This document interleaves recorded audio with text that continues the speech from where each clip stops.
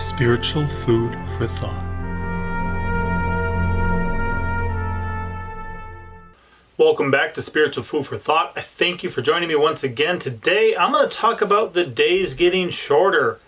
And this is something that scientists are claiming, they're measuring, they're saying is happening, and they're going one direction with it when really the mind of a believer could possibly go a different direction.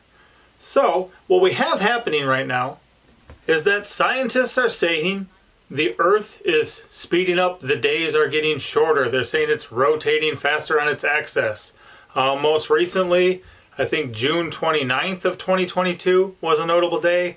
Some people are saying July 29th, July 26th also were.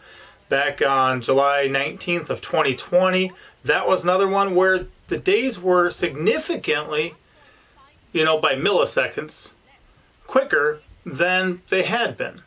So they're saying the earth is rotating faster on its axis. They don't know why. They've got speculations. It'd be the sun going through the firmament on its circle for you flat earthers out there. But either way, happening quicker, day being shorter. We know they're technically not exactly 24 hours a day anyway, but they're saying that by milliseconds right now, faster, therefore shorter day. And as they kind of have, if the only tool in your toolbox is a hammer, every problem looks like a nail. The only answer for anything these days is, can you guess it? That's right, climate change. They're saying, we don't know why, but probably climate change. That's the answer for everything these days. You need something that threatens the entire world. Otherwise, you can't push a lot of your agendas. So electric cars, eat bugs, eat plant-based protein, forget about cows and other meat, all that stuff. Climate change. We've got to do something crazy. We've got to do drastic measures. You're going to have to give up a lot of your freedoms. Climate change. But for the mind of a believer, and not that these are mutually exclusive, okay? I'm not saying that the climate couldn't be changing and that couldn't be how what God prophesied is coming about. I'm not saying they're mutually exclusive, okay? But here in Mark 13, it says in verse 20, and except that the Lord had shortened those days, no flesh should be saved, but for the elect's sake, whom he hath chosen, he hath shortened the days. So a lot of times people would think, there was a certain amount of time kind of allotted or supposed to happen, but he was going to cut that whole time period short. And days being the time period, that was going to be shortened for the elect's sake. That is one possible accurate understanding of what this passage is saying. But in light of days being shorter right now, we may have another one. Also in Matthew chapter 24, we find the parallel passage to that from Mark 13 in the Gospel of Matthew. And it says in verse 22, except those days should be shortened, there should no flesh be saved, but for the elect's sake, those days shall be shortened. Now, a very interesting thing, from a pre-tribulational mindset, which I do not agree with, they believe that the seals are sealed judgments of God's end-time wrath poured out during a supposed 7-year tribulation period. And they say that the fifth seal judgment is the martyrs. People dying for their faith. Well, that doesn't actually sound like a sealed judgment of God's end-time wrath for him just to go kill a bunch of believers.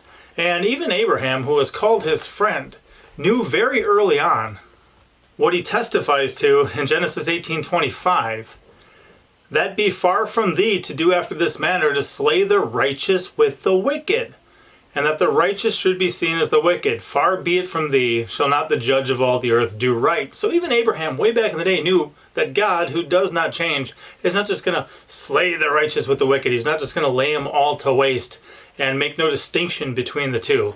So the days being shortened for the elect's sake is not, unless somebody cut the time short, God would just slay all the righteous with the wicked. That's not what's being said here.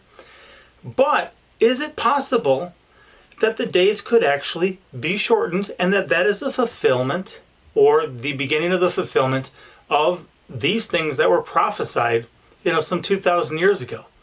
As a believer, I think we're going to be here for a lot of the end time events, and I think that until the day of the Lord starts, when he returns and the day of the Lord begins, we're going to be here until that happens. So everything that happens before the day of the Lord and the day of the Lord being a time in which the Lord alone will be exalted. We're told that twice in Isaiah chapter 2. The day of the Lord is a time in which the Lord will be exalted, but we know that there's a man of sin, a son of perdition coming, who will exalt himself. That's going to happen first, and we're told in Revelation 13 that the beast is going to make war with the saints. Everyone wants to be a saint, except for then. Then, oh no, that must be somebody else. Well, no, guys, we're going to be here for that. Heads will roll, they may be our heads. Get that in your mind ahead of time. But this recording, this prophecy, this statement that he makes could be what we're seeing happen. Climate change may not be the answer for everything. Maybe the days are getting shorter. Didn't God tell us this was going to happen? Didn't Jesus say that this was going to happen? That should be our response to that. Okay? Like I'm saying, maybe something changing is the way that it's happening, but he still said he was the one who was going to do it.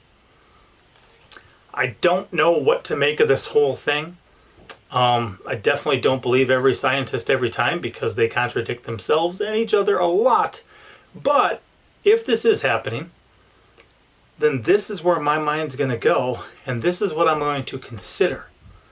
It's kind of a different interpretation of this passage than a lot of people have had for a long time, because I too used to think that kind of the time period was going to be cut short.